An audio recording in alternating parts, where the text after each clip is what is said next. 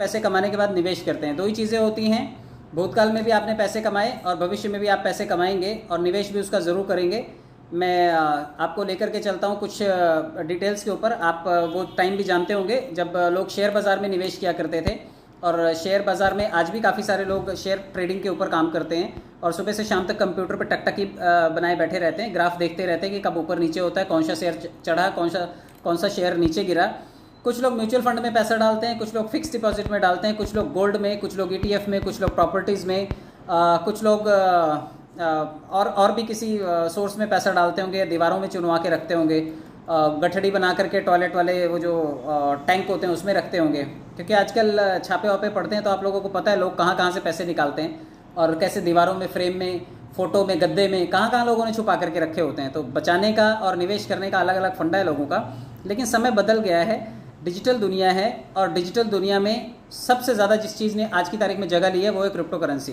तो crypto currency की इस दौड़ से हमारा सिस्टम भी पीछे कैसे रहता है, आप ये चीज़ का अंदाज़ा लगाइए कि क्रिप्टो करेंसी सबसे लीडिंग बिजनेस है। एक जगह पर रह करके किया जा सकता है, दुनिया भर के लोगों के साथ किया जा सकता है और किसी एक दायरे तक सीमित नहीं है। आज आपको अपना बिजनेस एक्सपेंड करना है, क्रिप्टो करेंसीज में डील करना है, तो क्या आपको अपने लोकल एरिया में दुकान खोलने की ज़रूरत नहीं है। आपके मोबाइल से आप किसी भी देश की क्रिप्टो करेंसी को खरीद सकते हैं, किसी भी देश दुनिया में चलने वाले व्यवसाय को आप एक्सेस कर सकते हैं। तो ये पावर है। आप इस चीज़ को यूँ समझिए, ये जो क्रिप्टो करेंसी है वो एक तकनीक पर काम करती है। आप उस तकनीक को बेहतर तरीके से अगर नहीं जानते तो मैं आपको बता दूं कि ये क्रिप्टो करेंसी जो है वो एक ब्लॉकचेन टेक्नोलॉजी के ऊपर काम करती है। ये ब्लॉकचेन तकनीक जो है ये कोडिंग की भाषा में होती है, एनक्रिप्टेड होती है और बड़े सारे कोडिंग्स का एक समूह होता है। ऐसी ऐसी कोडिंग्स होती है जिसको क्रैक करना आसान नहीं होता, लेकिन इसके माध्यम से जो क्रिप्टो करेंसी रन होती है ब्लॉकचेन के माध्यम से, वो बिल्कुल सुरक्षित है।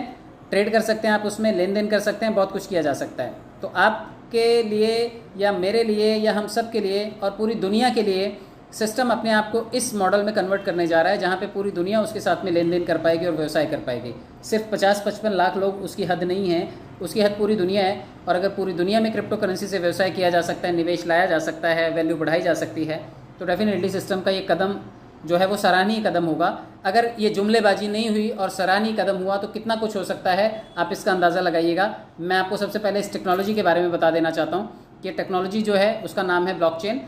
क्योंकि हम परवाइन के सिस्टम से जुड़े हुए हैं या फिर दुनिया के किसी भी डिसेंट्रलाइज प्लेटफॉर्म से जुड़े हुए हैं, आपको ये चीज़ पता होनी चाहिए कि ये ब्लॉकचेन जो है ये आपस में सभी चीज़ों को जोड़ती हुई चलती है। आप देखिए, ये आप सभी का डाटा है, ये हम सभी लोग हैं और सब एक दूसरे से इंटरकनेक्टेड हैं। हम सभी के वॉलेट्स कनेक्टेड हैं और हम सभी के लेन देन कनेक्टेड हैं और बिल्कुल ट्रांसपेरेंट हैं। तो यही ब्लॉकचेन टेक्नोलॉजी है। इसको कैसे समझना है, आप इसको स्टेप बाय स्टेप समझते जाइए, मैं आपको बताता जाऊँगा। सबसे पहले तो एक ऐसा प्लेटफॉर्म है ये जहाँ पर सिर्फ डिजिटल करेंसी नहीं, बाकी चीज़ों का भी लेन देन होता है, उसका डिजिटल रिकॉर्ड रखा जा सकता है। क्योंकि ब्लॉकचेन एक डिजिटल बही खाता ही तो होता है। जितने लोगों को भी डिजिटल बही खाता समझ में आ गया कि पुराने टाइम में जो साहूकार लोग होते थे वो एक चौपड़ी रखते थे। आपके एरिया में आज भी जो दुकानदार है या जो चाय वाला है, आप देखिए उनके पास एक नोटबुक होती है। कोई चाय लेके गया, एक फटाक से छोटा सा क्रॉस करते हैं। कोई राशन उधार लेके गया, लिखते हैं। लॉन्ड्री वाला है, जहाँ पे कपड़े आप इस्त्री करवाते हैं, वहाँ पे जाएंगे तो उसने एक नोटबुक रखी है, वहाँ पे एक रिकॉर्ड रखता है। वो आपके नाम का एक अलग पेज है। अगर रोज़ उधारी लेते हैं, महीने में पैसे देते हैं, आपका रिकॉर्ड होगा। दूध वाले के यहाँ पर रिकॉर्ड होगा। आपके केबल टीवी घर में चलता है तो उसका एक छोटा सा कार्ड बना करके वो देता है जिसमें वो महीने का रिकॉर्ड रखता है। न्यूज़पेपर वाला रिकॉर्ड रखता है। तो रिकॉर्ड हर जगह रखा जाता है। ब्लॉकचेन भी एक रिकॉर्ड रखने का एक लेजर है जहाँ पे बड़े सारे ट्रांजेक्शन्स होते हैं, बड़ी सारी चीज़ें होती हैं, लेन देन होता है। और क्रिप्टो करेंसी का तो बैकबोन होता है ब्लॉकचेन, और सभी चीज़ों का यहाँ पर रिकॉर्ड होता है। तो ये सबसे सुरक्षित टेक्नोलॉजी है और डिसेंट्रलाइज है, जिसे जल्दी हैक नहीं कर सकता कोई। हालांकि हैकर्स जो हैं वो आने वाले टाइम में हो सकता है बहुत एडवांस हो जाएं, क्वांटम फिजिक्स का यूज़ करें, क्वांटम कंप्यूटर्स का यूज़ करें, पता नहीं आर्टिफिशियल इंटेलिजेंस का यूज़ करें, बट स्टिल इस टेक्नोलॉजी को ब्रीच कर पाना या ब्रेक कर पाना इतना आसान नहीं होगा। तो ये टेक्नोलॉजी है। अब इसका नाम कैसे पड़ा आप ये भी जान लीजिए। दो चीज़ों को मिल करके ये बना है, ब्लॉक और चेन। ब्लॉक का मतलब होता है एक बक्सा, आप जानते हैं ब्लॉकचेन टेक्नोलॉजी, और ब्लॉकचेन दूसरा इसमें चेन है। तो जो बक्सा होता है उसमें ढेर सारा डाटा होता है और वो डाटा सभी एक दूसरे से कनेक्टेड होता है। तो ये कनेक्टेड डाटा जो है ये लंबी चौड़ी एक चेन तैयार करता है। मतलब एक बॉक्स में एक का डाटा, दूसरे में दूसरे का डाटा, तीसरे में तीसरे का डाटा। हर बार अगर डाटा आपका उस बॉक्स में पूरा हो जाएगा तो एक नया बॉक्स बन जाएगा, उसमें डाटा आपका स्टोर होना शुरू हो जाएगा। जिस तरह से मेमोरी कार्ड होता है, आपका मेमोरी कार्ड अगर भर जाता है तो आप उसको शिफ्ट कर देते हैं आपके मोबाइल की मेमोरी अगर भर जाती है तो आपके मोबाइल में मेमोरी कार्ड में वो जगह ले लेता है, आपका डाटा उधर स्टोर होना शुरू हो जाता है और ये दोनों चीज़ें कनेक्टेड होती हैं, आप मोबाइल से दोनों को देख सकते हैं। तो ब्लॉकचेन भी ऐसे ही होता है, ब्लॉकचेन में सबका डाटा एक दूसरे से कनेक्टेड होता है, हमने जो भी ट्रांजेक्शन किया, जो भी लेन देन किया, एक दूसरे से जुड़ा रहता है। आप ये सारी जानकारी बिल्कुल सीधे तौर पर सुनिएगा, ध्यान लगा करके सुनिएगा, क्योंकि ये चीज़ आपको काम आएगी। अगर ये तकनीक समझ में आ गई तो इस तकनीक के ऊपर आपको बाकी के काम भी समझ में आ जाएंगे। कैसे काम करती है? डिस्ट्रीब्यूटेड नेटवर्क होता है ये। आप यूँ समझिए कि डिजिटल जानकारी होती है, उसका रिकॉर्ड रखा जाता है यहाँ पर। एक दूसरे का रिकॉर्ड हटाना, बदलना, नष्ट करना पॉसिबल नहीं है, इसलिए ब्लॉकचेन को सेफ टेक्नोलॉजी बोला जाता है। मैं और आप जिस टेक्नोलॉजी का हिस्सा हैं, जिस सिस्टम का हिस्सा है, उसमें यही टेक्नोलॉजी यूज़ की जाती है। तो जो भी डाटा है हमारा, उसे हटा भी नहीं सकते, बदला भी नहीं जा सकता और उसे नष्ट भी नहीं किया जा सकता। तो इसे ब्लॉकचेन को डिस्ट्रीब्यूटेड लेजर टेक्नोलॉजी DLT के रूप में जाना जाता है। तो ये आप इसका एक शॉर्ट फॉर्म है। और इसका जो यूज़ हुआ था, रिसर्च प्रोजेक्ट जो इसका बना था, पहली बार 1991 में बन गया था। तो आप मान करके चलिए कि कोई नया नहीं है, पुराना ही है। 1991 में ये रिसर्च टेक्नोलॉजी के लिए यूज़ हुआ था प्रोजेक्ट के रूप में। लेकिन इसका सबसे पहला ऑथेंटिक यूज़ किया गया था बिटकॉइन के रूप में। और बिटकॉइन क्या थी? एक क्रिप्टो करेंसी। और ये सबसे पावरफुल करेंसी आज भी है। आज भी आपको पता होगा कि ये 65 लाख से रिवर्स करते करते 25-28 लाख के आसपास रोटेट करती रहती है। तो 2009 में ये करेंसी हुआ करती थी मात्र 0, एक चिप्स का पैकेट भी नहीं मिलता था। और आज की तारीख में ये 30 से 60 लाख 65 लाख रुपए के इर्द गिर्द रोटेट करती रहती है। तो आप सोचिए कि आज जिस सिस्टम में हम लोग हैं, आज उसका DP अगर कन्वर्ट करने का ऑप्शन मिला है कि कल को हम इसे क्रिप्टो करेंसी में कन्वर्ट कर पाएंगे, और अगर वो क्रिप्टो बना और 55 लाख लोगों की कम्युनिटी हुई, तो आप मान करके चलिए वो भी कितना जा सकता है, इसका कोई अंदाज़ा नहीं लगाया जा सकता। लेकिन मान करके चलिए अगर ये 25 लाख गया है तो वो भी क्षमता रखता है कि बहुत आगे तक वो भी जा सकता है।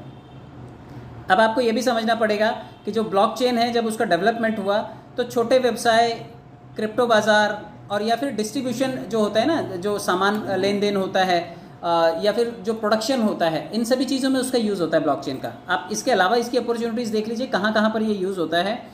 फाइनेंस में यूज़ हो सकता है। जितने लोग पूछते हैं कि ब्लॉकचेन का क्या क्या इस्तेमाल है, तो जो लेन देन होता है ना, बैंकिंग लेन देन होता है, उसके लिए, ट्रांसपेरेंट लेन देन के लिए भी ये यूज़ होगा।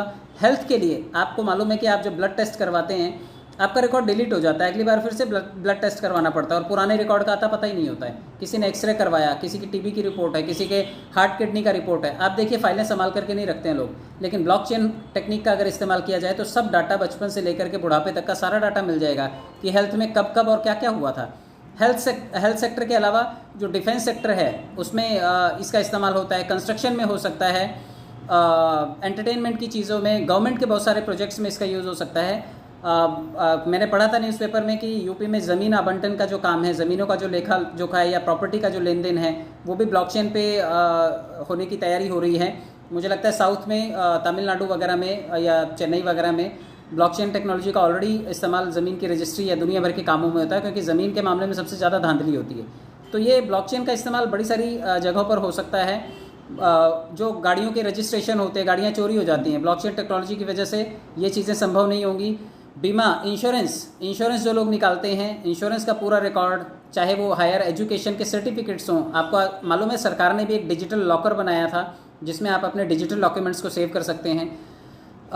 जो श्रृंखला होती है, सप्लाई चेन मैनेजमेंट होता है, उसका भी ध्यान रखा जा सकता है इससे कि कौन सी चीज़ कहाँ पहुँची। जैसे कुरियर होता है, आजकल कुरियर करते हैं, या पोस्ट ऑफिस वाला हिसाब किताब है, कौन सी चिट्ठी कहाँ पहुँची, कौन सा पार्सल कहाँ पहुँचा, ये सब चीज़ों का रिकॉर्ड जो है वो इसके थ्रू रखा जा सकता है। रियल एस्टेट प्रॉपर्टी की कौन सी प्रॉपर्टी कब बनी, कब रजिस्ट्रेशन, कब मेंटेनेंस, कब टैक्सेशन, कब उसका सोसाइटी मेंटेनेंस, हर एक चीज़ों का लेखा जोखा जो है वो इसके थ्रू रखा जा सकता है। और इंटरनेट ऑफ थिंग्स, जो आने वाले टाइम का नया सब इंटरनेट पे जो चीज़ें चलने वाली हैं, इन सब IoT प्लेटफॉर्म जिसे बोलते हैं, इन सभी के बारे में आपको आने वाले टाइम में ब्लॉकचेन में ही काम होता हुआ दिखाई देगा। तो ब्लॉकचेन का जो अनुप्रयोग है, ये देखिए यहाँ पे इन सेगमेंट्स में, इन सेक्टर्स में दिखाया हुआ है। आप इसे देख सकते हैं कि जितने भी स्मार्ट कॉन्ट्रैक्ट्स हैं, चाहे वो एजुकेशन में हैं, एजुकेशन डिजिटल लॉकर, जो मैंने आपको बताया कि डिजिटल जो एजुकेशन होगी वो डिजिटल लॉकर्स में सेव रहेगी। किसी के सर्टिफिकेट जाली नहीं मिलेंगे, सबके सर्टिफिकेट, उनके मार्क्स, उनका ईयर, हर चीज़ का वहाँ पर रिकॉर्ड होगा। एजुकेशन से लेकर के आप देखिए जो सिक्योरिटीज़, जहाँ पर इन्वेस्टमेंट्स होती है, इक्विटी में हो, प्राइवेट मार्केट में हो, डेट फंड में हो, क्राउड फंडिंग के प्लेटफॉर्म पर हो, या जो भी डेरिवेटिव्स में लेन देन करते हैं उनके बारे में हो, जितने भी रिकॉर्ड कीपिंग मैनेजमेंट होते हैं, रिकॉर्ड किस किस चीज़ का रखना है, देखिए हायर एजुकेशन का रिकॉर्ड, वोटिंग का रिकॉर्ड, वोटिंग वाला हिसाब किताब जो है वो भी आने वाले टाइम में ब्लॉकचेन पे मिलेगा आपको। मालिकाना हक को लेकर के, प्रॉपर्टी को लेकर के, हेल्थ केयर को लेकर के, इंटेलेक्चुअल प्रॉपर्टी को लेकर के, तो ये सभी चीज़ें जो है वो रिकॉर्ड कीपिंग का काम भी आने वाले टाइम में ब्लॉकचेन करेगी। और डिजिटल करेंसी, क्योंकि हमारा प्लेटफॉर्म डिजिटल प्लेटफॉर्म पे है, डिजिटल वॉलेट है, डिजिटल करेंसी आएगी। तो डिजिटल करेंसी के अलावा जो ब्लॉकचेन है वो फंड को मेंटेन करने में, ई कॉमर्स सेगमेंट में, ग्लोबल पूरी दुनिया के साथ लेन देन में, और रेमिटेंस चार्जेस जो अभी तक हम लोग बैंक को दिया करते थे 15-17%, तो ब्लॉकचेन पे आने के बाद रेमिटेंस, P2P लेंडिंग, एक दूसरे को उधार देने वाली तकनीक, या माइक्रो फाइनेंसिस, छोटे मोटे लेन देन, इन सभी टेक्नोलॉजीज़ में, इन सभी जगहों पर, इन सभी कामों में इस टेक्नोलॉजी का यूज़ होगा। तो ये बहुत बड़ी चीज़ है और इसकी एप्लीकेशंस थी ये। और मैं आपको ये भी बता दूं कि दुनिया की जो टॉप मोस्ट 50 कंपनीज़ हैं वो इस ब्लॉकचेन टेक्नोलॉजी को ऑलरेडी अडेप्ट कर चुकी हैं, इसको स्वीकार ऑलरेडी वो कर चुकी हैं और वो इसके ऊपर काम कर रही हैं। और शायद मैं और आप जानते भी नहीं होंगे, मैं आपको उनकी भी झलक दिखा देता हूँ। आप ये देखिए कि जो टॉप मोस्ट 50 कंपनीज़ हैं जो ब्लॉकचेन का ऑलरेडी इस्तेमाल कर रही हैं, क्योंकि ये काम को सहज भी बनाता है और कई तरीक़ों से बनाता है। तो देखिए इसमें बैंकिंग सेक्टर दिया है, जो वीज़ा कार्ड है, वीज़ा कार्ड भी 2019 या 20 से उसने भी ब्लॉकचेन टेक्नोलॉजी अपना ली है। हांगकांग एंड शंघाई बैंक, ये बैंकिंग का है, बार्कलेस करके है, ये भी फाइनेंशियल सेगमेंट में आता है। सप्लाई चेन मैनेजमेंट में आप देखिए वॉलमार्ट सबसे बड़ी कंपनी है, हिंदुस्तान यूनिलीवर जो था ये बहुत बड़ी कंपनी है, फोर्ड की कारें जो हैं ये भी जो है ब्लॉकचेन पे हैं। तो इनका मैनेजमेंट, इनका बनाना, ये सभी चीज़ें, सप्लाई चेन में जितनी भी चीज़ें आती हैं वो इस वक्त बड़े बड़े ब्रांड्स इसको अडेप्ट कर चुके हैं। मेडिसिन, हेल्थ केयर के सेक्टर में देखिए फाइज़र जो कोविड के इंजेक्शन वगैरह भी बनाए, अभी DHL, CDC, FDA, ये बड़ी सारी जो हेल्थ केयर सेगमेंट में है। इंश्योरेंस में आप देख लीजिए, मेट लाइफ इंश्योरेंस है, आपने सुना होगा, AIG आपने सुना होगा। एनर्जी सेक्टर में सीमेंस का नाम आपने सुना होगा। तो ये वो सेक्टर्स हैं जो इसको अडेप्ट कर चुके हैं ब्लॉकचेन को। इसी तरह से रियल एस्टेट में बड़ी बड़े ब्रांड्स हैं, ये अभी पता नहीं वेस्टफील्ड ये फॉरेन में कहाँ पर ये कर रहा है काम, या ब्रुकफील्ड करके है, ये सभी जो बड़े फर्म्स हैं इन लोगों ने भी ब्लॉकचेन का टेक्निक अपनाया है ट्रेडिंग के काम में। अब देखिए ये ऑलरेडी एस्टेब्लिश है गवर्नमेंट के काम में। ये यहाँ पे गवर्नमेंट ऑफ दुबई, ब्लॉकचेन में देखिए सबसे ज़्यादा काम जो है वो दुबई में होता है। आपने देखा होगा दुबई में क्रिप्टो एक्सपो चलता है, जैसे यहाँ पर हमारा डिफेंस एक्सपो चलता है या फिर प्रॉपर्टी एक्सपो चलता है, एग्जीबिशन होता है ना प्रॉपर्टी का, जो ट्रेडिशनल चीज़ें होती हैं उनका, या फिर आर्म्स एंड एम्यूनेशन का। उसी तरह दुबई में क्रिप्टो एक्सपो चलता है। तो एक्सपो वाला जो है गवर्नमेंट का जितने भी काम हैं दुबई में वो ब्लॉकचेन के टेक्निक से हो रहे हैं, और दुनिया भर के क्रिप्टो करेंसीज का लेन देन जो है वो सियोल में होता है, साउथ कोरिया में। आप IoT प्लेटफॉर्म्स में भी दिए हुए हैं ये नाम, आप अगर जानते हैं तो इनसे वाकिफ़ होंगे। सिंगापुर एयरलाइंस जो है, एतिहाद एयरलाइंस है, ब्रिटिश एयरवेज़ है, ये सभी की सभी, या डेल्टा एयरवेज़ है, ये सभी की सभी बड़ी जो कंपनीज़ हैं ये सभी की सभी इसी टेक्नोलॉजी का यूज़ करती हैं, ब्लॉकचेन टेक्नोलॉजी का। तो कहने का मतलब ये है कि कोई भी सेक्टर ऐसा बचा नहीं है जहाँ पर ब्लॉकचेन का इस वक्त इस्तेमाल नहीं होता हो। तो अगर ये ब्लॉकचेन पे प्लेटफॉर्म हमारा पहले से ही रन कर रहा है और ब्लॉकचेन पर ही इसने आने वाले टाइम में क्रिप्टो लॉन्च करना हो, और इतनी बड़ी बड़ी कंपनी और इतने बड़े बड़े ब्रांड लेन देन कर रहे हो अगर ब्लॉकचेन की टेक्निक के थ्रू, तो हमारा प्लेटफॉर्म इससे पीछे कैसे रह जाता। तो उसने भी इस तकनीक का सहारा लिया और आने वाले टाइम में आप देखिए वो इसमें काम करता हुआ दिखाई देगा। अब मैं आपको क्रिप्टो करेंसी के बारे में बता देता हूँ, क्योंकि ये सारे सेगमेंट के बाद हमारी बात तो आकर के अटकती है कि क्रिप्टो करेंसी।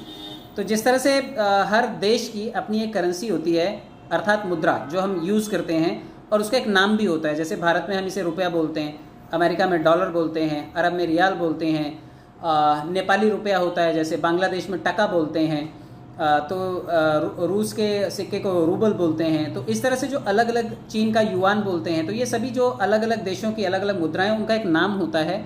किसी भी देश की अर्थव्यवस्था देश की करेंसी के माध्यम से ही उस देश की अर्थव्यवस्था चलती है। तो ये हम सभी जानते हैं कि रुपए का ही लेन देन होता है तो भारत में अर्थव्यवस्था संभलती है और चलती है।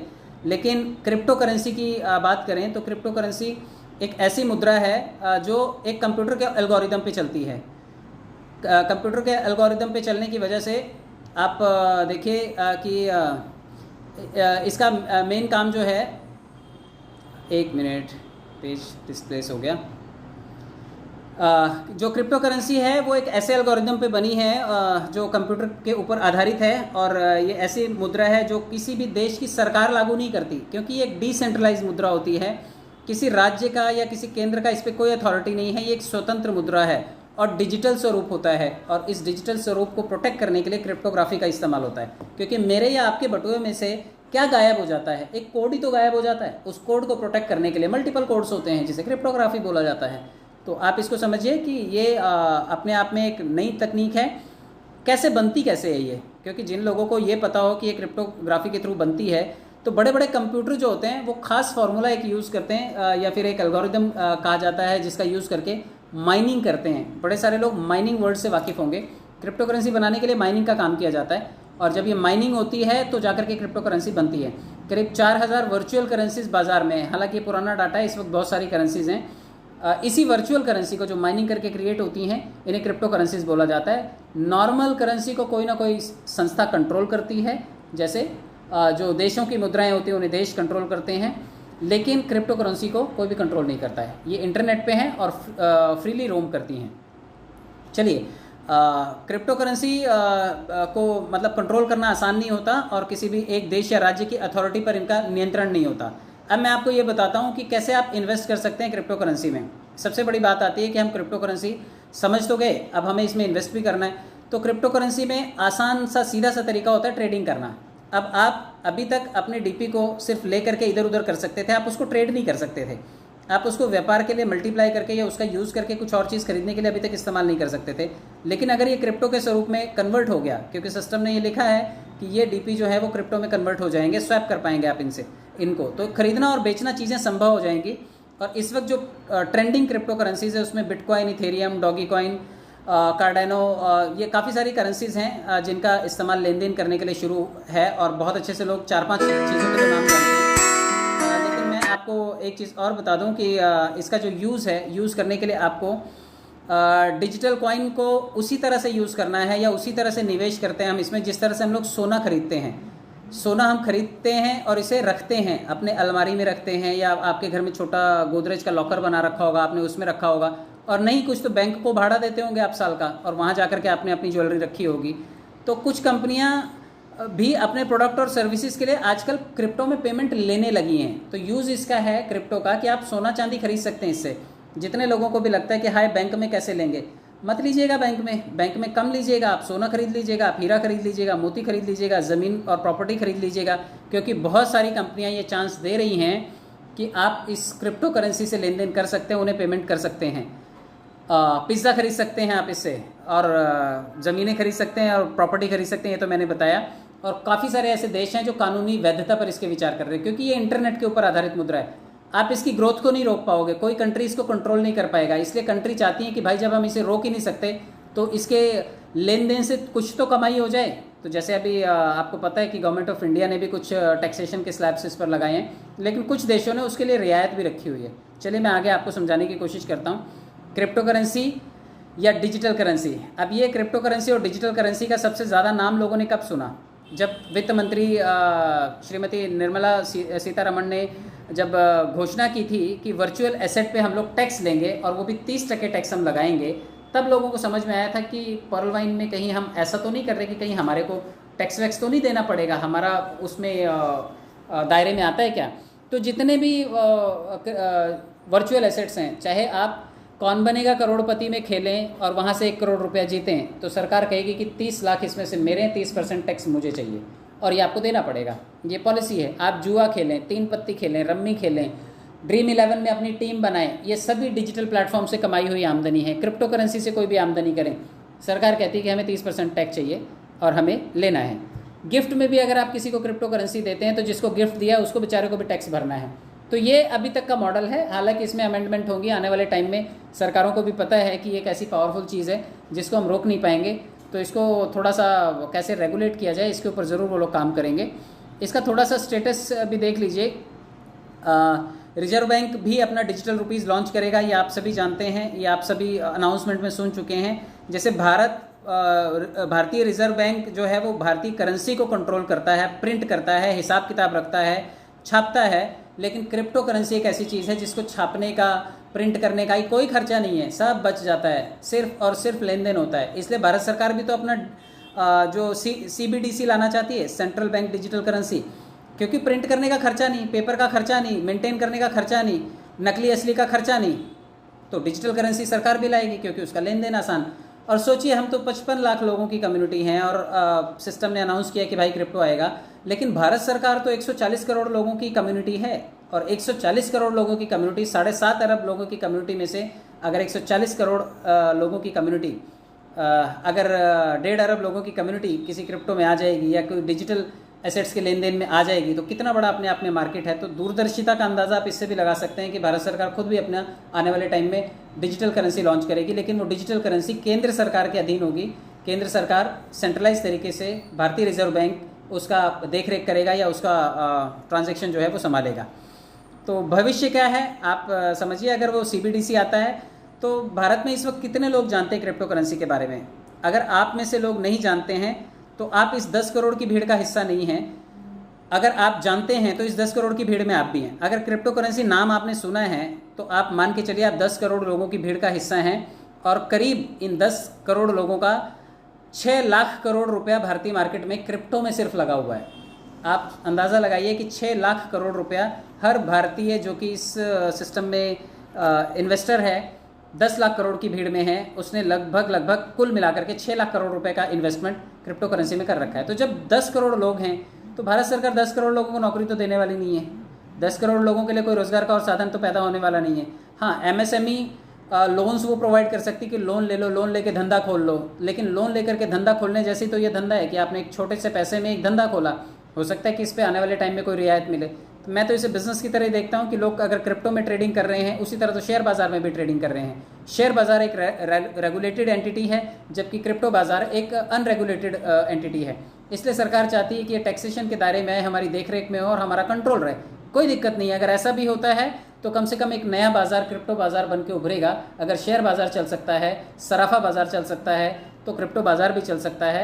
आपको इसके बारे में बड़े दिल से सोचना होगा। तो चलिए, भारत में क्रिप्टो मार्केट कितना बड़ा है मैंने बताया। 10 करोड़ निवेशक हैं इसमें और 6 लाख करोड़ रुपए का इसका औसतन जो है वो टोटल टर्नओवर है, मतलब वॉल्यूम है जितना पैसा इसमें लगा हुआ है। तो केंद्र सरकार चिंता इसलिए है क्योंकि 60% लोग इसमें जो है ना वो यंग हैं, 24 साल की उम्र के हैं। तो आप सोचिए कि आपका बच्चा अगर 24 साल की एज का है, उसको सबसे बेहतर विकल्प लगा इसमें आकर के ट्रेडिंग करना या इसमें आकर के लर्न करना। तो एक 24 साल का लड़का आप ज़बरदस्ती उससे कुछ नहीं करवा सकते, वो घर के पानी का ग्लास तक नहीं उठा करके देता है। अगर ऐसा आदमी 24 साल का आदमी इसमें इन्वेस्टर है, एक यंग लड़का इसमें इन्वेस्टर है, तो आप यकीन मानिए उसकी बौद्धिक क्षमता, उसका जो दिमाग का स्पेस है, डेफिनेटली वो दुनिया और ज़माने के साथ जुड़ा हुआ है, क्योंकि गैजेट फ्रीक होगा, वो दुनियादारी के बारे में जानता होगा और बहुत सारी ऐसी चीज़ों से कनेक्टेड होगा जो virtual world, digital world, metaverse, NFTs, पता नहीं कितनी सारी चीज़ों से कनेक्टेड होगा। तो इसलिए सरकार चिंतित भी है कि कहीं ऐसे लोग जो मार्केट से जुड़े हुए हैं उनका नुकसान ना हो। तो सरकार का अपना कंसर्न भी जायज़ है, कोई गलत नहीं है। क्रिप्टो करेंसी और डिजिटल करेंसी में फ़र्क क्या है आप ये भी समझ लीजिए।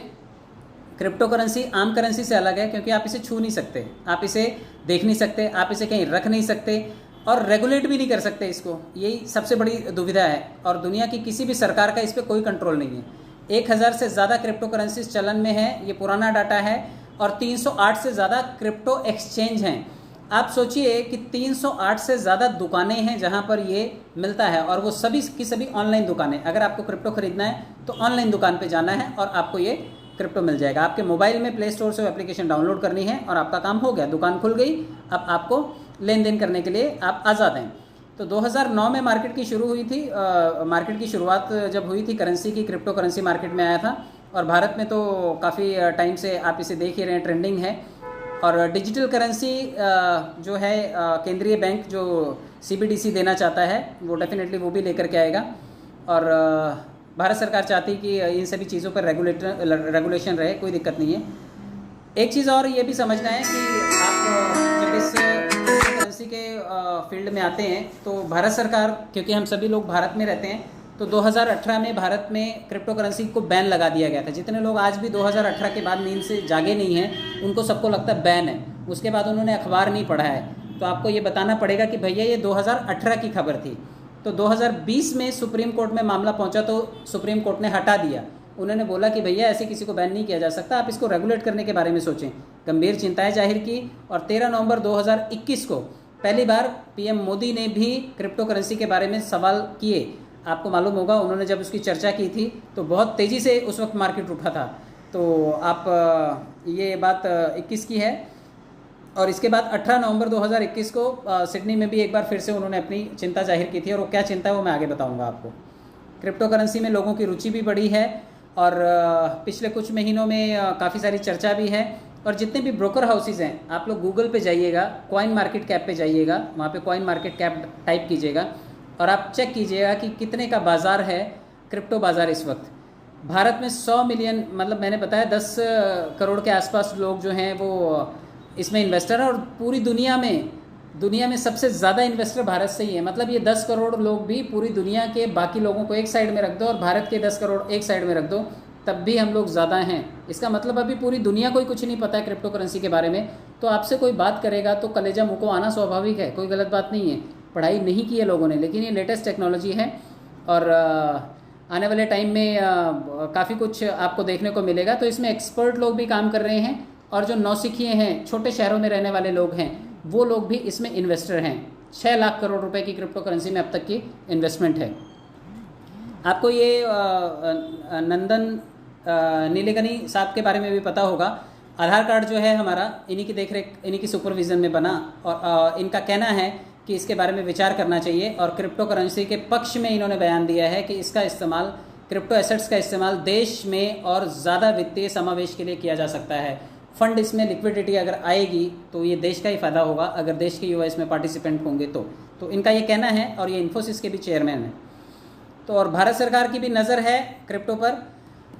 सिडनी में उन्होंने क्या कहा था कि भाई जो भी ये युवा है वो अपना पैसा इसमें लेन देन कर रहा है, लेकिन गलत हाथों में पैसा नहीं जाना चाहिए, क्योंकि इसका रिकॉर्ड रखना बड़ा मुश्किल होता है। कोई अपराधी गतिविधियों में नहीं इस्तेमाल होना चाहिए, क्योंकि अपराधी क्राइम करते हैं और बिटकॉइन में फिरौती मांगते हैं आजकल। उनको आजकल रुपया नहीं चाहिए, रुपये का गोनी भर के रखेंगे कहाँ। मोबाइल में डिजिटल ट्रांजेक्शन वो मांगते हैं कि आप हमें इसमें क्रिप्टो करेंसी में पेमेंट कर दीजिए। तो आजकल क्योंकि साइबर सेल जो है वो तो क्रिमिनल्स के ऊपर नज़र टिका करके रखती है। आजकल आपको मालूम भी होगा कि क्राइम करने वाले लोग लेन देन जो है क्रिप्टो में ज़्यादा करते हैं। तो ये सभी चीज़ें जो हैं सरकार चाहती है कि वर्चुअल करेंसी को रेगुलेट करे, क्योंकि अगर इसमें मनी लॉन्ड्रिंग जैसी चीज़ होती है, पैसों का लेन देन कुछ ज़्यादा ही होता है और काफ़ी सारी चीज़ें गलत हाथों में जाती हैं, तो इससे नुकसान होगा, पब्लिक का नुकसान होगा, पब्लिक के पैसों का नुकसान होगा। और रॉन्ग हाथों में अगर पैसा पहुंचेगा, क्रिप्टो पहुंचेगा, तो जाहिर सी बात है कि सरकार को इस चीज़ के लिए कंसर्न होना ही पड़ेगा, क्योंकि सरकार ही है जो इन सभी चीज़ों का देखरेख करती है। तो ये चीज़ें जो हैं आप थोड़ा सा समझते जाइएगा।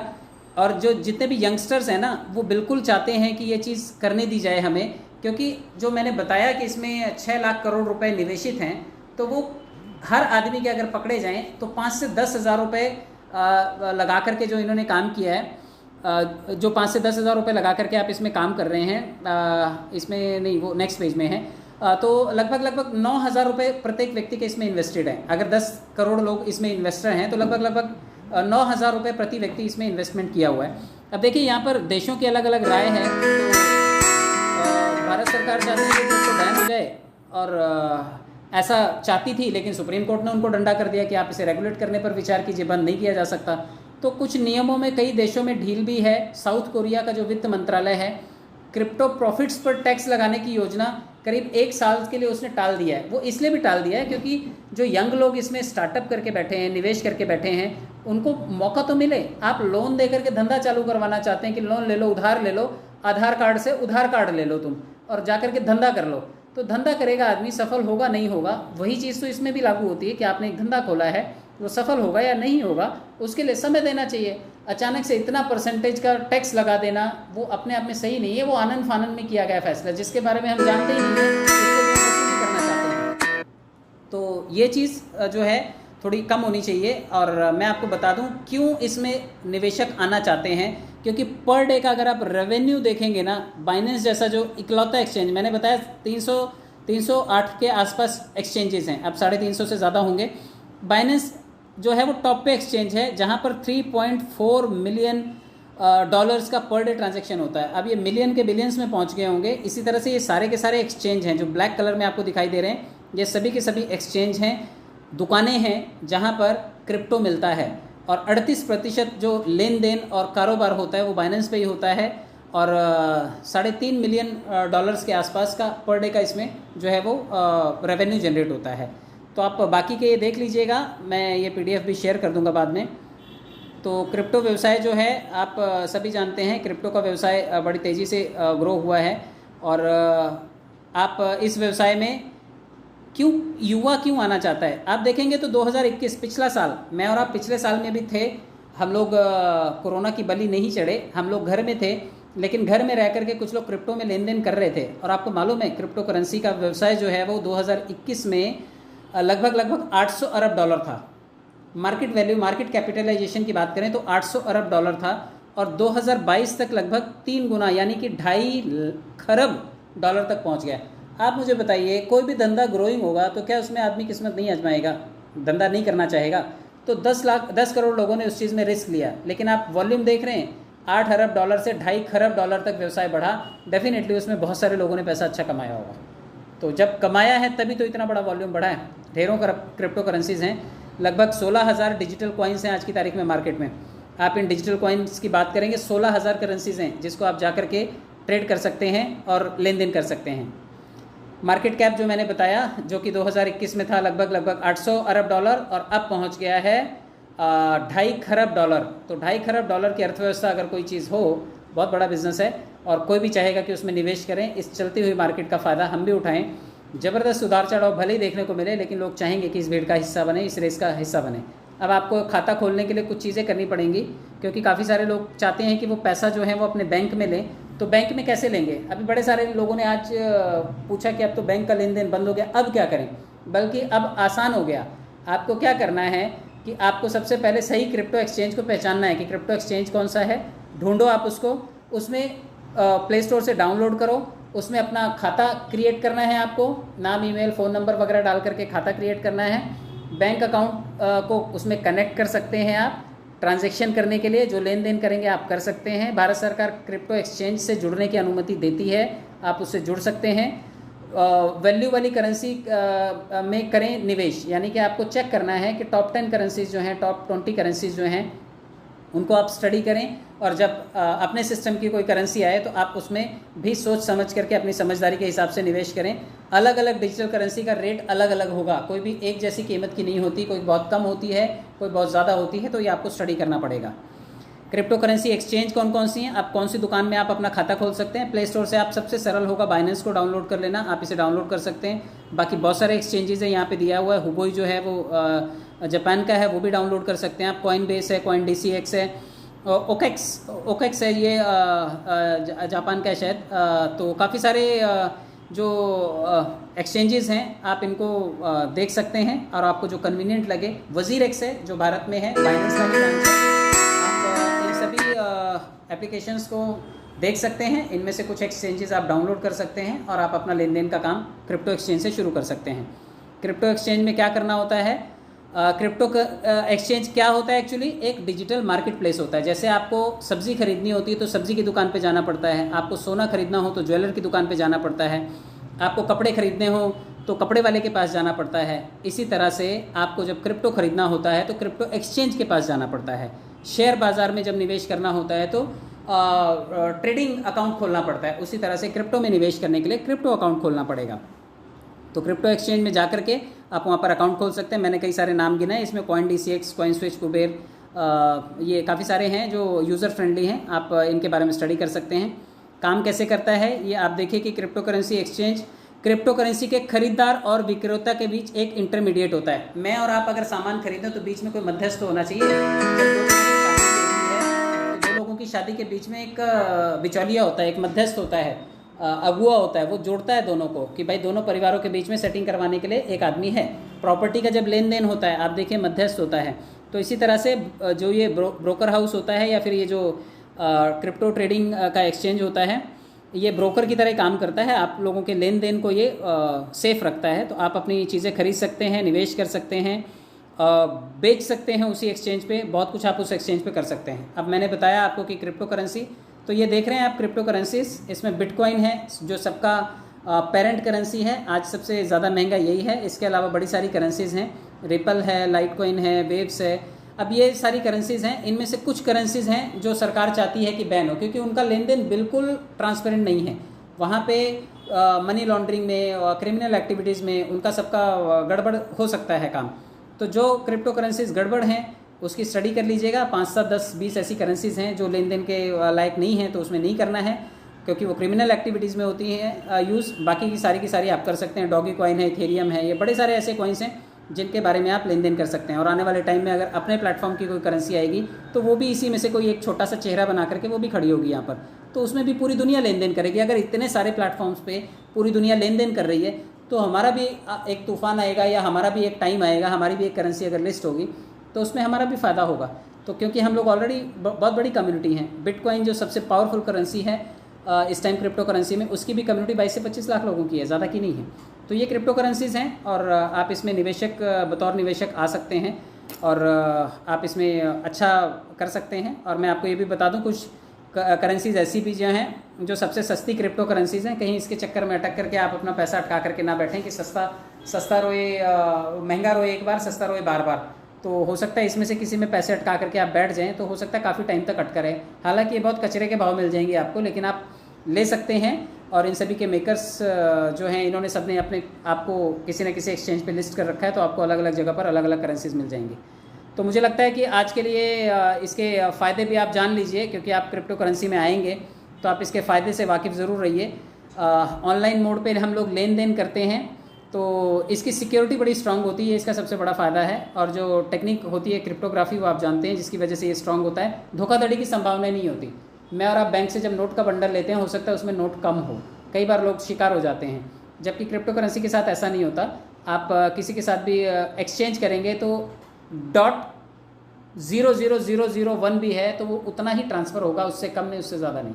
तो लेन देन बिल्कुल ट्रांसपेरेंट होता है, इसलिए क्रिप्टो करेंसी का ट्रांजेक्शन सेफ़ है। कोई अथॉरिटी का कोई नियंत्रण नहीं होता है। जैसे नोटबंदी हो गई तो हमारे पास पैसे थे लेकिन हम लोग बेबस हो गए, करेंसी कभी भी बदल जाती है, करेंसी का वैल्यूएशन कभी भी कम हो जाता है। तो ये सभी चीज़ें जो हैं, ये जो नोट बदल जाना, बंद हो जाना, 2000 का नोट बंद हो जाना, या 500 का नोट बंद हो जाना, 1000 का नोट बंद हो जाना, कॉइन का ना चलना, तो ये सब चीज़ें अगर आपके पास हैं और कभी अचानक कोई सिचुएशन पलटती है, कुछ नया रूल रेगुलेशन आता है, तो उस टाइम ये ज़ीरो हो जाएगा। जबकि क्रिप्टो करेंसी के ऊपर किसी भी देश दुनिया के किसी भी फैक्टर का असर नहीं होता। ये सब जगह इसकी वैल्यू लगभग एक जैसी रहती है। साधारण लेन देन और क्रिप्टो करेंसी से लेन देन में अंतर होता है, बहुत ही कड़ी निगरानी और सुरक्षा के बीच में होता है जो क्रिप्टो का लेन देन है, इसलिए काफ़ी सेफ़ होता है।